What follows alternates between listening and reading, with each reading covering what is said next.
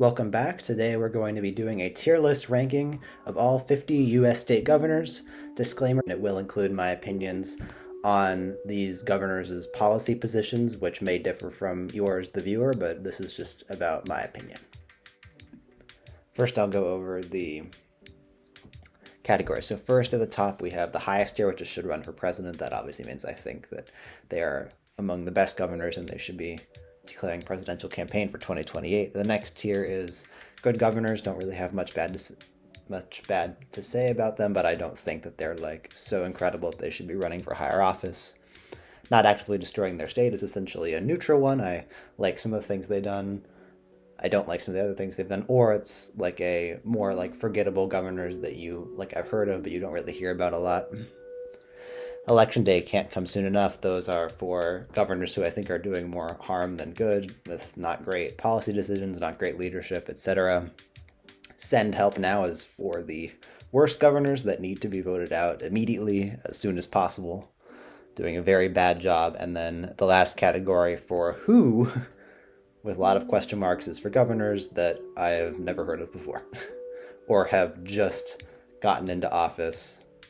Stuff like that, like don't really have any sort of record. I'll probably put recently elected governors, mostly recently elected governors that I haven't heard of, into that category. I don't know how. I don't think there'll be a ton, maybe like a couple in there. Most people should end up being rated. So the first governor, I believe this is Mike DeWine, the governor of Ohio. I'm going to put him in the middle category.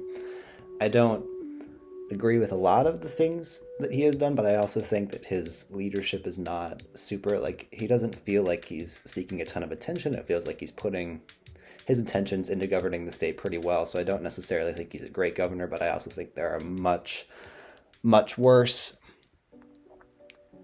options. Next up is Greg Abbott. I'm going to put Greg Abbott of Texas. I'm going to put Greg Abbott here. One of the things I dislike about Greg Abbott is I feel like I disagree with a lot of policy decisions, but more so I feel like he is another one of these governors that's doing a lot of like stunts to seek attention, and I feel like that reflects poorly on a lot of governors. Like, feels like I think that a record as governor should be able to speak for itself instead of having to do things like busing migrants to New York City to attract media attention. Like, sure, it represents an issue that is critical to like his existence as a politician and is an issue that he addresses as governor, but I also feel like that sort of stunt is really more just something to grab news attention and not really designed to actually help anyone in his state. Next is Laura Kelly of Kansas. I'm going to put Laura Kelly in the I don't really have anything bad to say category. I think Laura Kelly has done a pretty good job. She's a Democratic governor of Kansas, which is generally seen as a red state, so she seems to be a candidate that unites multiple parties. She's winning as a Democrat in a red state, so obviously she's winning over a lot of independents. She's kind of governing from a more middle position, and I just don't think there's really an extra factor there that allows her to be in the upper category. I think that upper category is reserved for really the best governors that have some sort of factor that makes them attractive to be for a presidential run. I think that Laura Kelly has done a pretty good job as governor. I don't really have anything bad to say about her, which is why she is in that category. I can't figure out who that governor is. We're going to skip him for now and move on to the next governor, which is Kay Ivey of Alabama.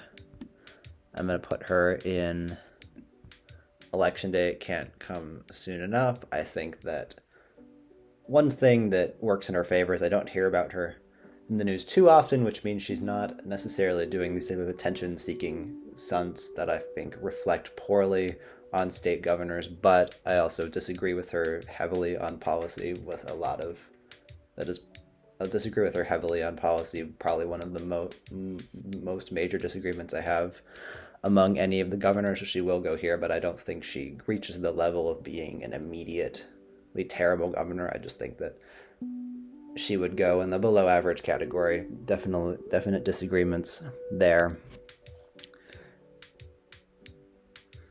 This is Bill Lee of Tennessee. I'm going to put Bill Lee of Tennessee in the worst category. I really think that my perception of him especially came after the Nashville shooting, he really did not come out in support of any gun laws. That was really a disheartening moment to see such a big crisis in his home state that he's in charge of, and to see nothing done about the problem. In fact, even more loosening of gun restrictions, which seemed antithetical to what the problem was. It was really disheartening. It makes it seem like he's doing a very, very poor job as governor, and I think that he is probably the first governor on this list that should be in this category. It's just set to really to do nothing on such a highly publicized issue is really kind of striking, and maybe that he's hurt by the fact that it was such a publicized incident. And I'm sure there's other governors that don't act on other important issues, but just the fact that this was so public and such a big thing in the media makes it reflect very poorly on him, and it's hard to view him in a positive light. After that, next we have Bob Ferguson of Washington. I have heard of Bob Ferguson, but he has only been in office this year. He came into office. He won election in 2024. He started in 2025. I'm going to put him in the middle category. I don't think it's really, like, I have heard of him, so I'm not going to put him at the bottom, but I think I am just going to put new governors at the bottom in general. We'll change that.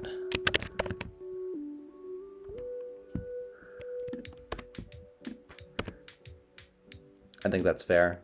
It feels unfair to give someone a good or bad rating if they've only been in office for such a little amount of time. That is Brad Little of Idaho is next. I'm going to put him in here. Pretty similar explanation to KIV. Don't really hear a lot about him. Not really doing any political stunts that are regrettable, but also just heavy disagreements on policy. So it's similar to KIV, that I don't think he's a great governor, but I also think that there's not anything like exceptionally bad to put him in the bottom and like the worst of the worst tier, but I don't really like him. Next is, I believe that's Brian Kemp of Georgia. I think Brian Kemp of Georgia will go in the middle, not actively destroying their state. I have a similar perception of him to someone like Mike DeWine, who's the other person in this category, that I do disagree with him on some policy, but he does continue to be pretty popular in a swing state. So he is governing somewhat from moderate positions, and he still is relatively, like, governing from a middle or moderate positions is generally a good path to take. I don't have an exceptionally high view of him, but I do think you at least have to give him credit for maintaining popularity where half of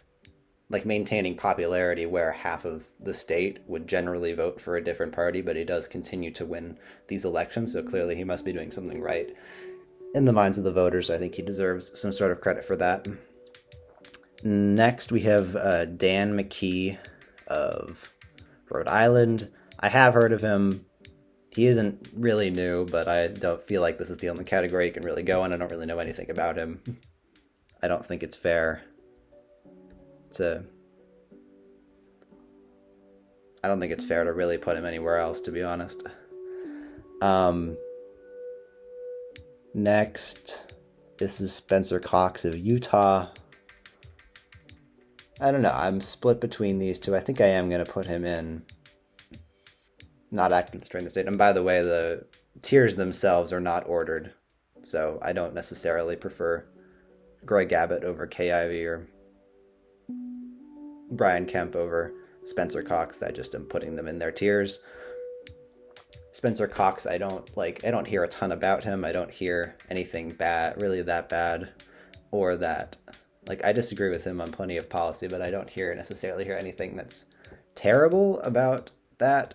I don't have any exceptionally high views of him, but I think that this is a fair place for him to go. I am trying to separate politicians that I disagree with into different categories, because there are plenty of politicians that I disagree with, and I feel like if I just put them all in the same category, that would be a really boring tier list. So I think Cox deserves to be above people like Greg Abbott or KIV, but I still think that he'd probably be lower on in this tier. I think DeWine is better. Next up, we have Gavin Newsom of California. I will put Gavin Newsom in the upper category. I would say that I am not as high on him as other people are. I don't think he should, personally don't think he should run for president. I don't think he's that great for him to be at that point, but I do think he's made some generally good policy changes. I would say that I guess I put him in the I don't really have anything bad to say, but I guess one of the reasons that I don't think he should be in the top tier is because I feel like he flips on a lot of issues. He does seem to he passes more left-wing laws and then moderates in interviews, but then it doesn't necessarily act on that. I'm not going to say which of those I agree or disagree with. I just feel like switching your positions and having a podcast in which as your method for trying to moderate your positions to seem better to the rest of the wider country to set up for a presidential bid doesn't really reflect well. It's a similar thing that I said about Greg Abbott. I will just say that I agree with more of Newsom's positions, which is why he's higher up, but I don't think he should be in the top category. Next up is Andy Beshear of Kentucky. He is going all the way up to the top. I think that he might be the best governor. I'm not ordering this category, but it's hard to think of a better, Andy Beshear is one of the most popular governors in the country, despite being a Democrat in a state like Kentucky, where that almost always goes Republican. I think that he is the perfect example of focusing on local issues, on governing from the middle. I honestly think that he is probably the governor who should most run for president. I think that type of approach is exactly what we need to have in national government. And I also think that just in general, as a governor, he's done a pretty good job of responding to plenty of natural disasters and stuff in his home state of Kentucky. He does somewhat clash with the state legislature, but I think that he does a good job of finding compromises, considering he is a member of the minority party, but he definitely has wide appeal among moderate members of both parties in Kentucky. I just think that is a really good trait for a governor to have, to be able to compromise, to be able to appeal to the middle, to a wide swath of people. And I think that is a really good thing. And that's why I believe he should run for president. I think he should run for president. I think he is probably the best governor to be a presidential candidate. Maybe only one other, and I'll get to that later. Maybe two others. I guess there's two others that I like on a similar level to Beshear, and they'll come up later. Next governor is Henry McMaster of South Carolina. I'm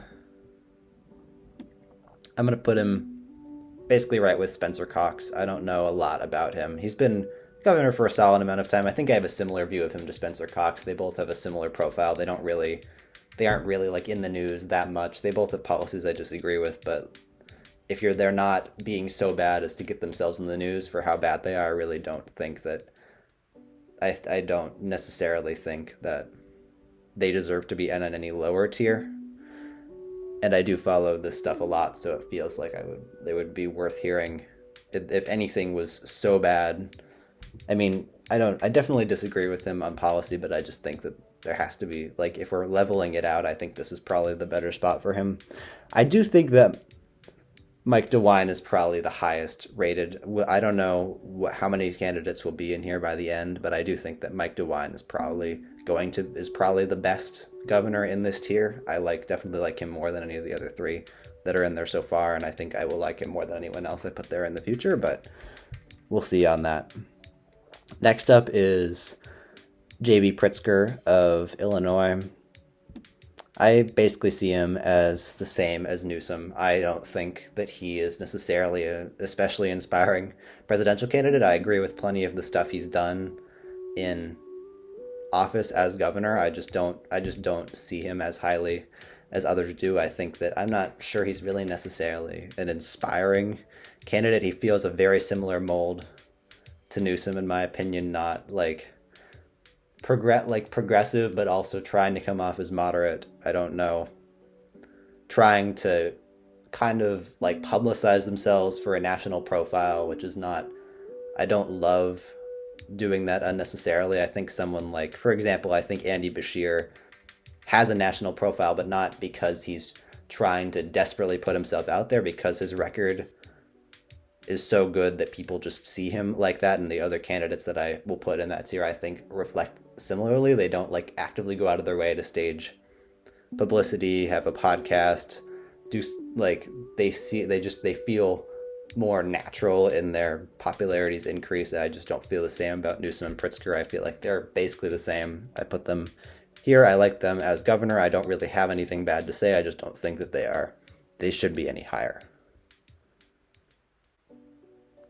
Okay, I'm going to skip next one too. I can't recognize him. I'll be able to pinpoint these at the end. I just don't want to take too much time on that. The next one up is going to be Ned Lamont of Connecticut. I'll put him in this category too. I agree with plenty of his policy. Citizens don't really have anything bad to say. I think he's similar to Laura Kelly. He's obviously not winning in a red state, so Laura Kelly probably ranks ahead of him, but I think it's not really in the spotlight, just kind of doing the job of governing without trying to jump up to a national profile, which I think is admirable. I think that that's a good thing to do. I don't think that there's anything wrong with focusing on the governance of the state. I don't really see any reason to put him lower, although I think that someone like Kelly would be ahead of him. After that, we have, we're going to skip him as well. Can't quite identify that picture. Next up is Josh Shapiro of Pennsylvania, and he is one of the other candidates that should go up here. I think that he's pretty popular in Pennsylvania, which is obviously one of the major swing states. It's kind of like ground zero for swing states in this current political landscape, and I think his record speaks for itself. I think he's pretty moderate. I think he appeals to a wide swath of people. I think he has plenty of great policy accomplishments, and I don't think he's really going out of his way to pitch himself. I really think that just that electoral record and the policy record in a swing state is really speaking for itself as to why he should run for president, and I think that Shapiro might be the only other person that I would rank above Beshear as someone who should run for president. I don't like... Those two are kind of interchangeable. I have another couple that I would probably put in that category, but on a lower scale, but I definitely think that Beshear and Shapiro have very good records and without necessarily going over the top to try to pitch themselves, I think they're doing a very good job. Next up, we have probably the opposite. This is Tate Reeves of Mississippi, and I think he goes, this is probably the lowest of the low. Mississippi is consistently ranked very, very low in categories like healthcare, quality of life, etc. Very near the bottom, not necessarily last. I can't quite remember, but definitely bottom 5. And this guy has been governor for a long time, and doesn't really feel like he's doing anything. If you're governor of a state that consistently ranks the lowest, you've been governor for over a full term, and you haven't really done much. I feel like that doesn't reflect well on you. It feels like you're not doing a great job, and you're not, I don't know, to be the governor of Mississippi and to not really see any for this long and to not really see any much improvement in Mississippi's statistics. I think that it shows that you are not doing a good job as governor, frankly. And I mean, there's no we've seen I remember there's been stuff popping up about that Brett Favre scandal of getting money from Mississippi. Even scandals in the news have popped up during this guy's term. I just really don't feel like there's much to redeem about Tate Reeves' governorship. Mississippi definitely needs help now. Next is Greg Gianforte of Montana. I think Montana, I'm going to put him, I guess we're not really ordering this, I'm going to put him in high middle tier. I think I see him as a similar to DeWine. I think that Montana is definitely, it definitely appears on the outside to be a one-party state, but I think that Montana does actually do a pretty good job of getting a consensus, and I think that Greg Gianforte does a solid job of working with the legislature to achieve more middle ground objectives. I think the Montana politics is relatively healthy in that regard, and I don't think there's a ton of like, I just definitely disagree with him on certain policies, but I don't think there's a ton of overwhelmingly negative things to say about Greg Gianforte. But I also don't think he's good enough to really get into that top tier. I mean, not the top tier, the next tier up, but I do think that he's definitely not a horrible governor. I think that when there was a disaster, I remember a natural disaster a couple of years ago, he was out of state. That definitely didn't look great for him, but I also don't think that type of thing should reflect on your performance as governor, because sometimes it just can't really be avoided. It's just the way it is, and I don't think that should really change where he's ranked here. Next, after Gianforte, is Gretchen Whitmer of Michigan, and she is another candidate that I would put up there. She is relatively popular in Michigan, which is another ground zero state, swing state, like Shapiro's state of Pennsylvania. Her record definitely speaks for itself. She's gotten through plenty of left-wing priorities while also working with President Trump across the aisle to get jobs for her state. And she doesn't really come across as like really preaching to try to get that popularity. I feel like more than any other candidate, Whitmer lets her record speak for itself, and I think it's a pretty good record. So I would definitely think she should run for president, although I do still prefer Beshear and Shapiro, but I really feel like there's not much to complain about with Whitmer. I think she's a very good governor, and I think that how good she's done as governor reflects how good she would be as president of this country. Next is Jared Polis of Colorado.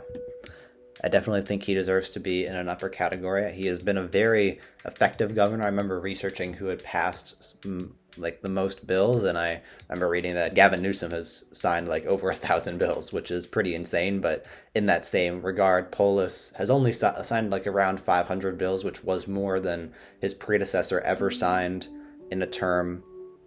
Over 500 bills in one term, which is more than one session, I should say, of the legislature, 1 year, which is more than his predecessor ever did in a year, which is pretty impressive. He's been an effective governor. He definitely certainly has plenty other positions. Like he is a Democrat. He definitely has plenty of progressive positions, but he also has positions that I would say that appeal more moderate. Like he is a libertarian, so he did come out. He has been skeptical of vaccine mandates, of mask mandates. He did initially support RFK Jr.'s confirmation as health secretary. So those are definitely plenty of positions that definitely align more with the other party. So I wouldn't necessarily say he's a super moderate governor, but I definitely wouldn't say he's like all the way over. And I think that overall, if you're effective and you're signing bills, I think that reflects well on you if that's what you're doing. Not really. I just think that simple governance of the state is pretty admirable. It's a good position to take.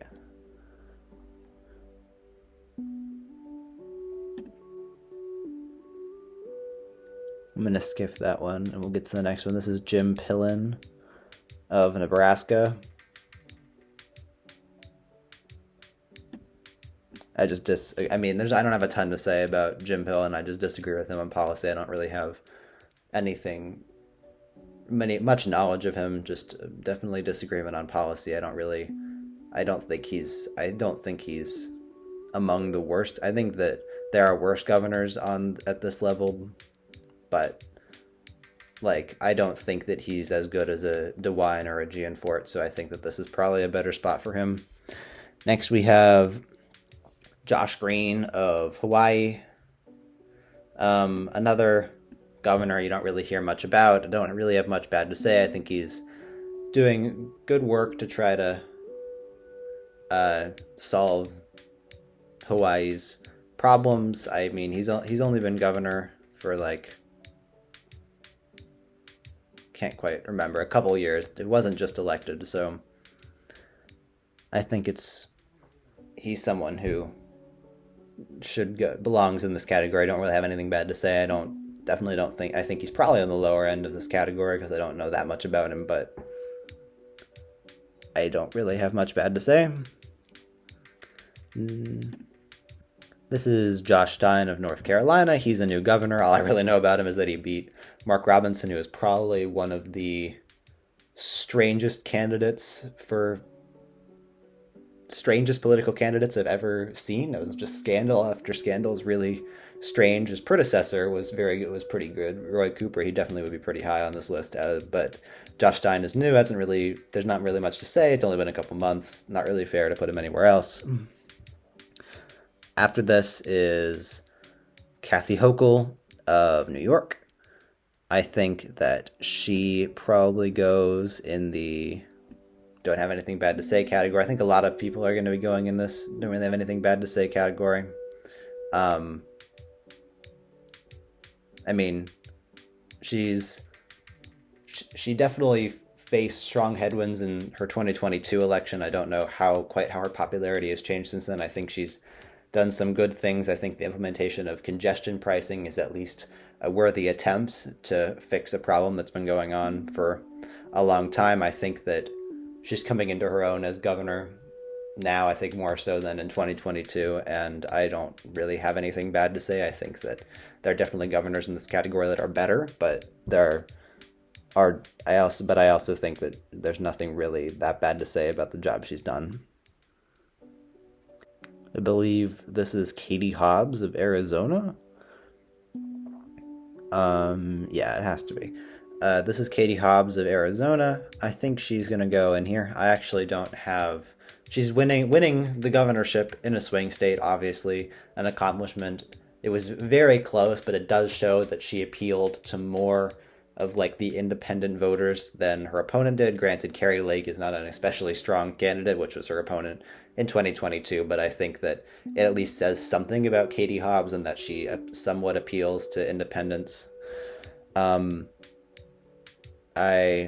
mean, I don't know a ton about her in-office record, but I don't think there's a ton bad to say. I think that she's a moderate that won a swing state, and I think that that probably is enough to reflect that she is a competent, at least a pretty competent candidate, but I'm not sure if really anything exceptional to move her up into another tier.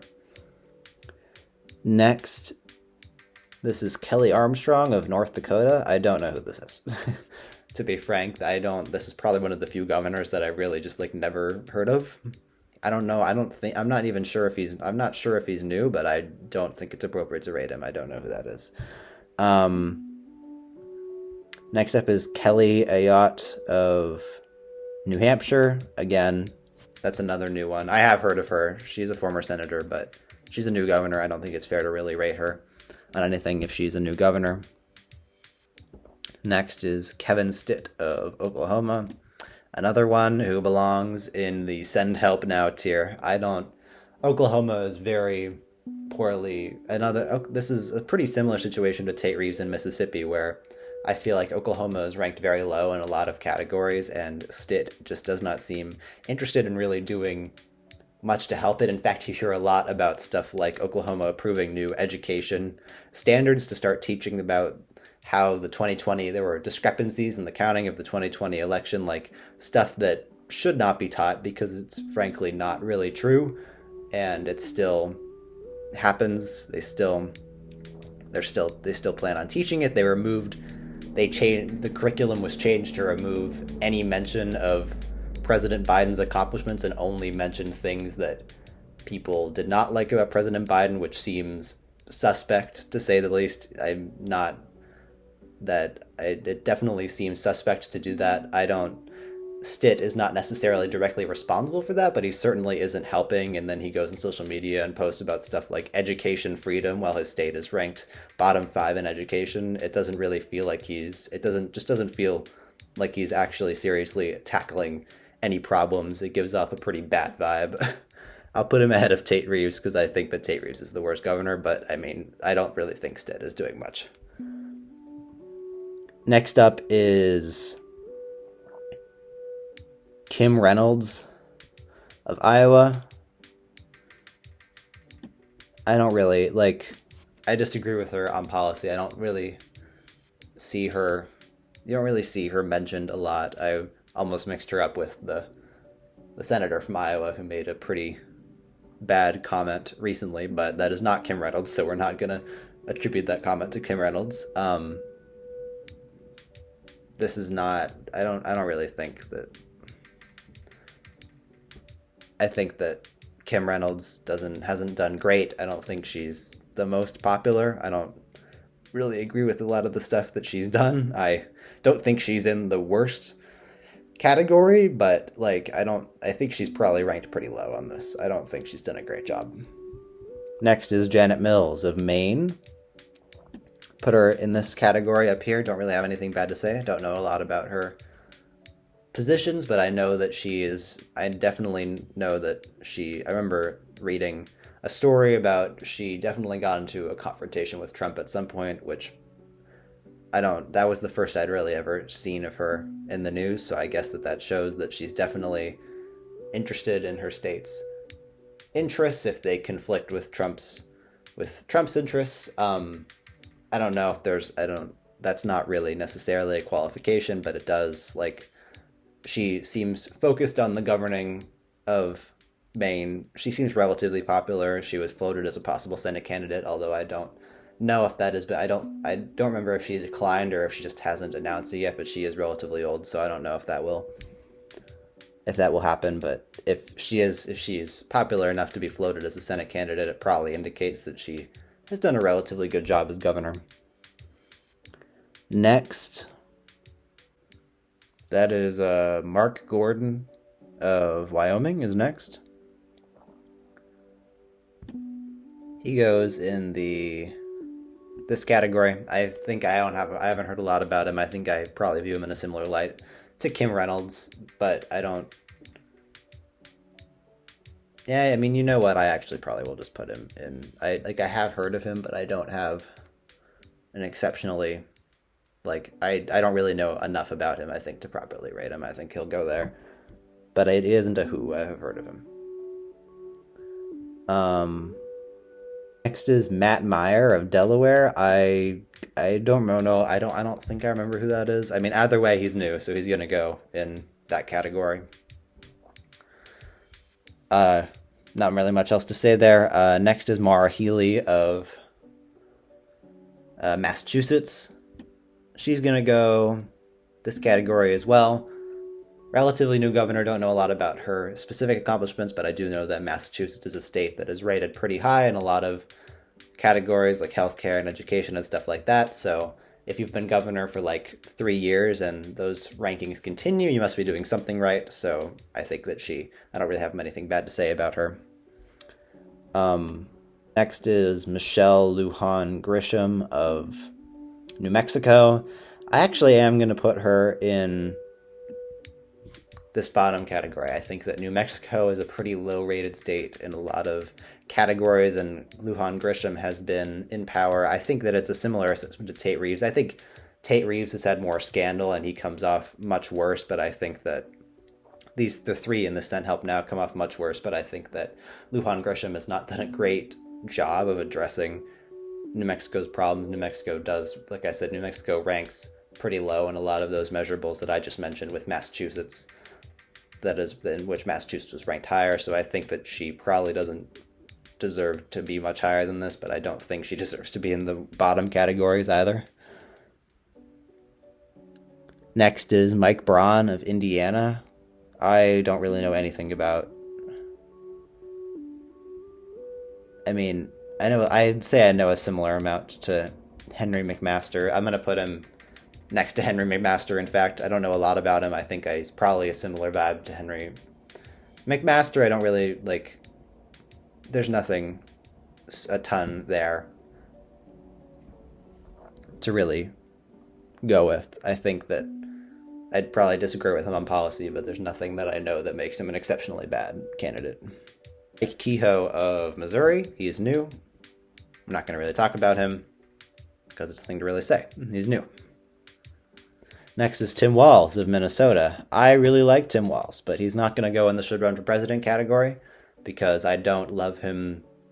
I think I will ceremonially put him up here. I like him more than Newsom because I think that He really comes off more. I think it's a similar. I think policy-wise, Newsom, and Pritzker are all very similar. I just think that what makes me like Walz probably a little bit more than them is that Walz seems to be. I mean, they all share pretty similar policy. I think just what makes me like Walz is he comes off pretty likable, just kind of like a goofy guy. It's nice. I mean, I don't know if I love him as a presidential candidate. I don't know how well he's not much of an orator, and he didn't play super well in the as vice presidential candidate, which is why he's not going high as some of these other people. But I think that Walz has done a good job as governor, and I think that he's generally seems like a good guy, but I just don't see him as a presidential candidate that's super viable. Is Patrick Morrisey of West Virginia. Now, I would probably put him in the send help now, but that's not fair because he's new. West Virginia is also ranked very low, so whoever their previous governor was, who had like 2 terms, I think it's Jim Justice, who's now a senator, I think he probably would have gone there. But now we'll see if Patrick Morrisey can turn things around. It's fair to give him a shot before we rank him any lower, or before we rank him low. Instead, we'll just put him as a new governor. Next is Phil Scott of Vermont. And honestly, this is probably could be the hottest take that I have here, but Phil Scott is the most popular governor in the country as a Republican from Vermont. So the opposite of what someone like Beshear is a Democrat in a red state, but Phil Scott is a Republican in a blue state, and he's among the most popular. His combination of social liberalism, more fiscal conservatism plays very well in this state. And I mean, I haven't heard of him that much, which would be surprising. So that also shows that the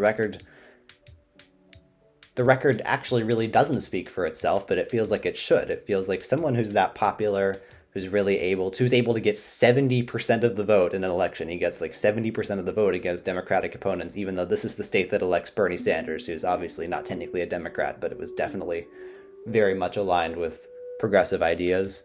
It's pretty impressive, and it does feel like Phil Scott is the type of candidate like this, like almost like this minority party outlier type build. He feels like he is Beshear.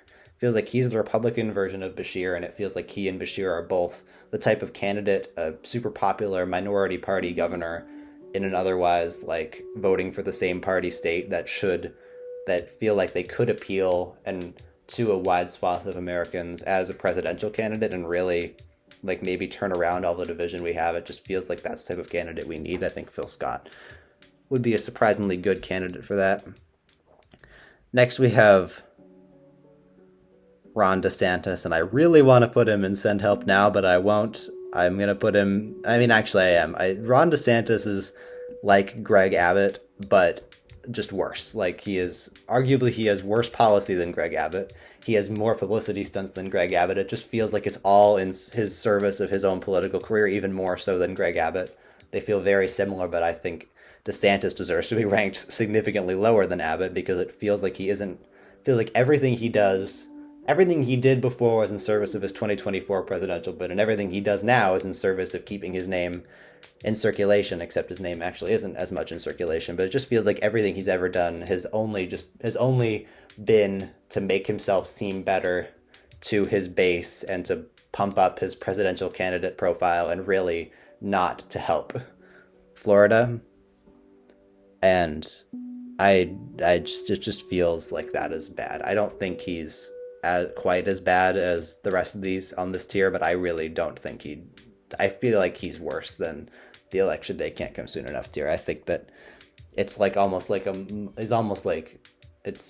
not great. It's hard to really say it, but it just feels like he feels very self-serving. He doesn't feel like he's serving the people. Next is Sarah Huckabee Sanders of Arkansas.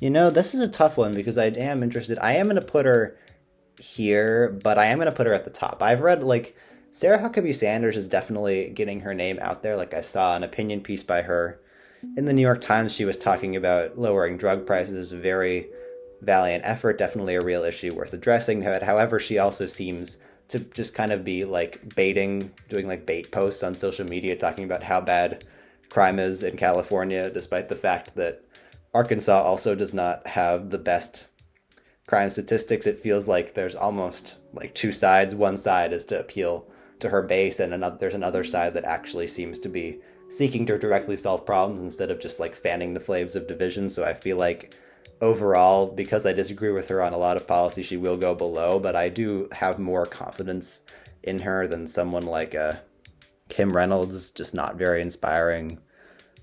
Pillen of Nebraska also don't love that.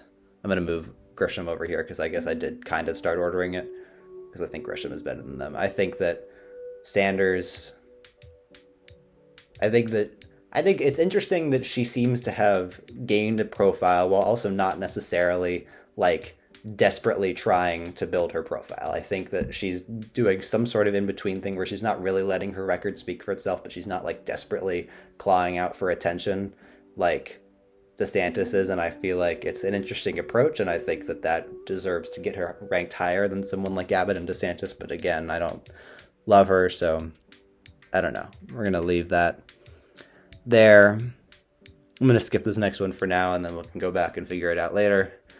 Tina Kotek of Oregon.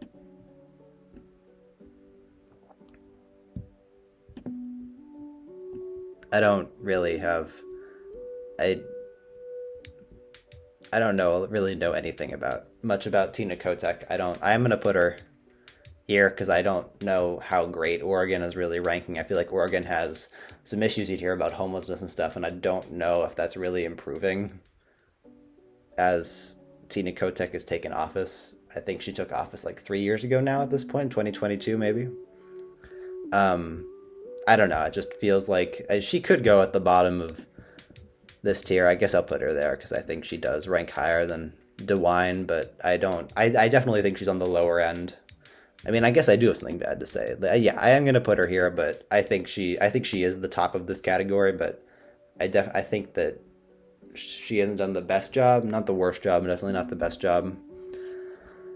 Tony Evers of Wisconsin, I think he should go up here among these. I don't really have anything bad to say. Not a presidential candidate, but I think, again, relatively popular Democrat winning in a swing state, or not as the Democrat part doesn't really matter, but just a relatively popular governor, moderate, winning in a swing state, putting his policy goals to use. It reflects a lot like someone like Katie Hobbs. I think he's on a higher tier than Katie Hobbs. He has probably gained a bit more of a profile because he has won twice in Wisconsin, which is a swing state.